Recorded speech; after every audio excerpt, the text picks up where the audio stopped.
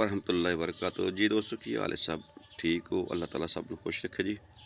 लो दोस्तों, इस टाइम असी अपने घर के सेहन दे विच ही हाँ। देखो माशाल्लाह इन फल बहुत ज़्यादा फल पिया है, लेकिन असें इनू उखाड़िया नहीं इस वास्ते कि इहदा जेह्ड़े पीलका ने, यह देखो इहदा जेह्ड़ा बीज है माशाल्लाह, यह देखो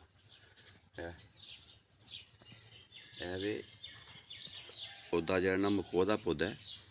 इनू उर्फे आम च कैंच मैच भी कहते हैं, लेकिन ये मकोआ दा पौधा है। इहदा अरक जेह्ड़ा ना बहुत ही मुफीद है जिगर वास्ते, मिह्दे दे वर्मा वास्ते, सूजन वास्ते, जिसम च अगर सुजा पै जाती ओहदे वास्ते। यह जेह्ड़ा पौधा है इहदा साग बड़े शौक नाल पुराने बजुर्ग खांदे सन, लेकिन हुण जेह्ड़ा ना जदीद दौर च इनू लोग इस्तेमाल करना भुल गए ने।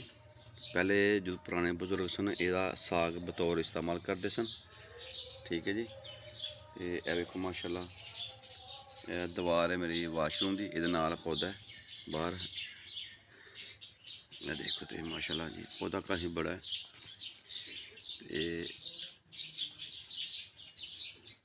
फल मैं तुहानूं दस्सां जी।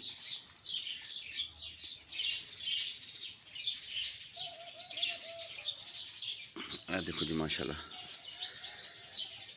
अरके मकोआ दा फल है।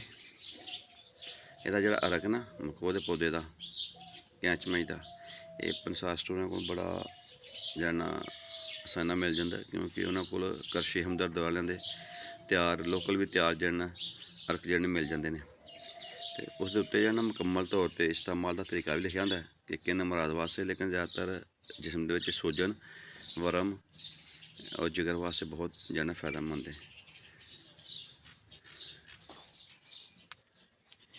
लो दोस्तों, इस दे नाल तुसीं सानूं इजाज़त देवो कि मकोए दी मुकम्मल तफसील इंशाअल्लाह मैं लिख दांगा कि इहदा अरक जड़ना किन अमराज वास्ते भी।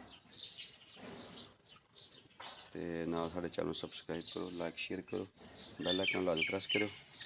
इस दे नाल तुसीं सानूं इजाज़त देवो जी। रब रखा जी। अल्लाह हाफिज़।